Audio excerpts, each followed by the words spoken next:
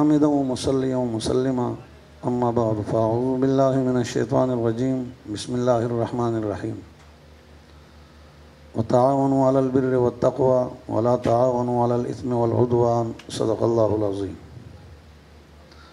قال النبي صلى الله عليه وسلم والله في عون العبد ما كان العبد في عون أخيه او كما قال علیہ السلام.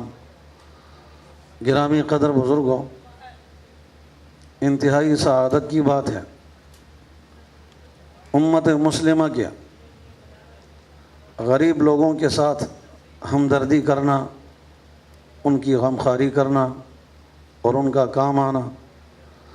حق تعالیٰ کا ارشاد گرامی ہے، نیکی کے کاموں میں ایک دوسروں کی مدد کرو، تقوی کے کاموں میں ایک دوسروں کا کام آیا کرو، گناہ اور ظلم میں ایک دوسروں کی مدد نہ کیا کرو. حدیث پاک میں ارشاد گرامی ہے کہ اللہ پاک بندے کی مدد میں ہوتے ہیں جب تک بندہ اپنے مسلمان کی مدد میں لگے رہتے ہیں. مشکات کی ایک روایت میں من مشى مع غالم، جو بندہ کسی ظالم کا ساتھی بنتا ہے، لیقویہ، اسے مضبوط بنانے کے لیے. آپ علیہ السلام کا ارشاد گرامی وَهُوَ يَعْلَمُ أَنَّهُ ظَالِمٌ، یہ جانتا ہے کہ یہ ظالم ہے. فرمایا فقد خرج من الاسلام، ظالم کا مددگار دائرہ اسلام سے خارج ہو جاتا ہے. باقی غرباء کے ساتھ مدد کرنا، صحیح بخاری میں 2 قسم کی روایتیں ہیں، ایک مرد کے متعلق، ایک بدکار عورت کے متعلق.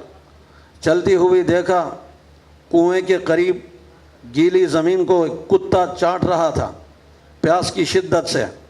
بدکار عورت نے اپنے موزے نکال کر دوپٹہ اتار کر اس کو کونے سے باندھا اور کھینچ کر پانی نکالا، کتے کو پلایا. اللہ نے کرم فرمایا، اس عمل کی وجہ سے اس عورت کی مغفرت ہو گئی ہے. جب کتے پر کوئی رحم کھائے اللہ مددگار ہوتے ہیں. اور صحیح بخاری میں روایت، آپ علیہ السلام سورج گرہن ہوا، نماز پڑھا رہے تھے. دوران نماز آپ صلی اللہ علیہ وسلم چند قدم آگے چلے، آپ نے ہاتھ بھی آگے کیا، پھر ہاتھ پیچھے کیا اور پیچھے ہٹے. نماز کے بعد صحابہ اکرام نے عرض کیا اللہ کے نبی، یہ ہم نے کبھی نہیں دیکھا، آپ آگے ہوئے، ہاتھ آگے کیا، پھر پیچھے ہٹے. فرمایا سامنے دیوار میں جنت دکھائی گئی اور دوزخ کا منظر بھی مجھے نظر آیا. ہاتھ آگے کیا، انگور کا ایک خوشہ توڑ کر جنت کا لانے کے لیے، مگر پھر میں نے نہیں لایا. اگر میں توڑ کر لاتا قیامت تک تم لوگ کھاتے رہتے.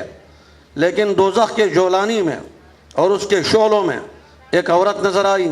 اس سے کہا جا رہا تھا تو نے بلی کو باندھ کر رکھا، نہ بلی کو کھلایا، نہ اس کو پلایا، نہ اس کو آزاد چھوڑا کہ وہ کچھ کھاتی.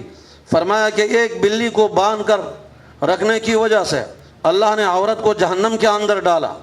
ہم غور کریں، یہ میڈیا کا دور ہے، جو بلی پر ظلم کرے اس کا انجام خراب ہوتا ہے، تو مسلمانوں کو جو ستائے، تکلیف دے، پریشان کرے، اس کا کیا انجام ہوگا؟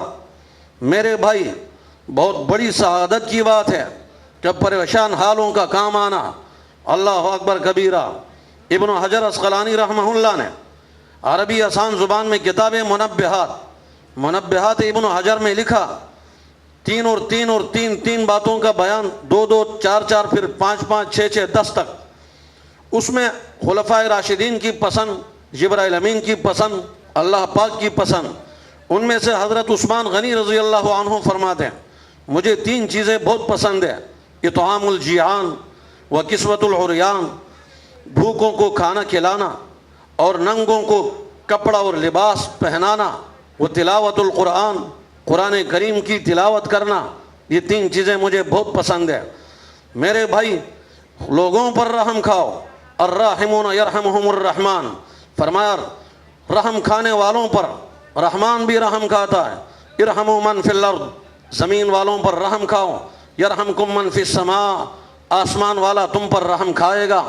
مشکات کی ایک اور روایت طویل، اس میں ایک جملہ یہ ہے، جو دنیا میں کسی کا معمولی سا غم میں کام آئے، اللہ تعالیٰ قیامت کے دن بہت بڑے غم سے اس کو نجات عطا فرمائیں گے.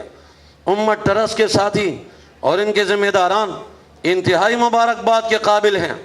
دنیا بھر میں جو غریبوں کے کام آنے والے ہیں، دنیا کے سامنے صورتحال ہے، یہ لوگ کہاں کہاں کام کرتے ہیں، تقریباً 27 ملکوں میں جو لوگ کام کرتے ہو، غربا اور مصیبت زدہ، پریشان حال اور مہاجرین، زلزلہ زدگان اور جنگوں سے تنگ آنے والے مہاجرین، ان لوگوں کے کام آنے والے بحمد اللہ و بفضلہ اللہ کریم کی نظر میں بہت بڑا عمل ہے جو لوگوں کی خدمت کرتے ہیں، لوگوں کے کام آتے ہیں۔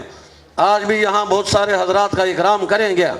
اللہ تعالیٰ سے دعا ہے اللہ کریم ان کی تمام خدمات کو اپنی بارگاہ میں قبول فرمائے، اور ان حضرات کے ساتھ تعاون کرنے والے اور ساتھ دینے والے اس امور خیر میں وہ لوگ بھی مبارکباد کے قابل ہیں۔ حق تعالیٰ سب کی خدمات اپنی بارگاہ میں قبول فرمائے۔ وآخر دعوانا ان الحمدللہ رب العالمین۔